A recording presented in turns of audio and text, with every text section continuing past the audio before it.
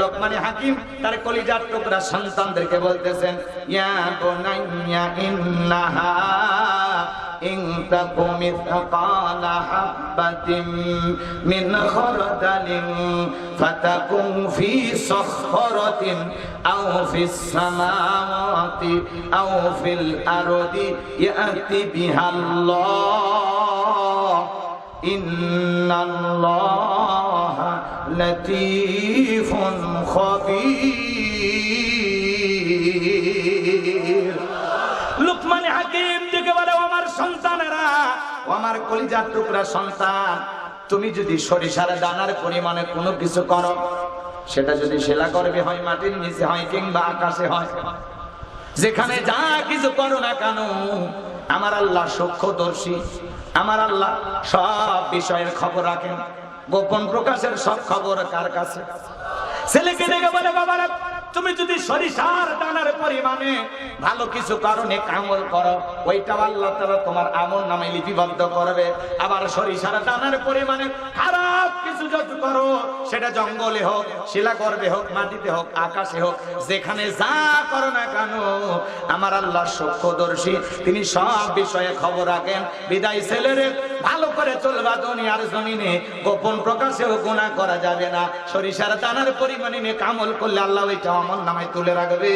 আবার সরিষার দানার পরিমাণে গুনাহ করলে আল্লাহ ওইটাও আমল নামে লিপিবদ্ধ করে রাখবে। ফামাই আমাল মিসকালা যারাতিন খায়রান ইয়ারা ওয়া মাই আমাল মিসকালা যারাতিন শাররান ইয়ারা।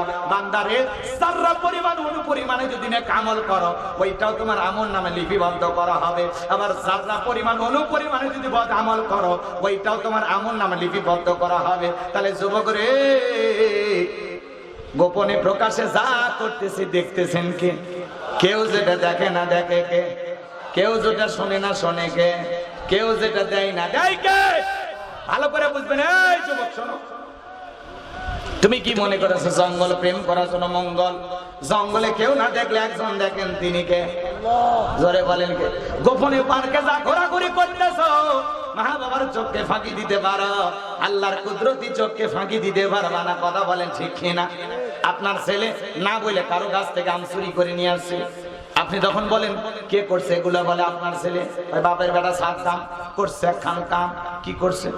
মানুষের কাছ থেকে আম চুরি করছে। বাপের ছেলে বেশি সামনে, এই ছেলে এলাকা একদিন কাঁপাবে। কথা কয় না?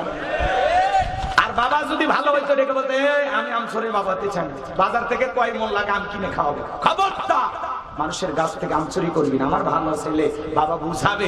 গোপনেও ছোট ছোট অন্যায় ছেলেকে অন্যায় করেছে, সেটা ছোট ছোট অন্যায় যদি আপনি সংশোধন করে দেন, ছোট ছোট ভুলগুলো যদি সংশোধন করে দেন, ভবিষ্যতে আর বড় ভুল করার সাহস পাবে।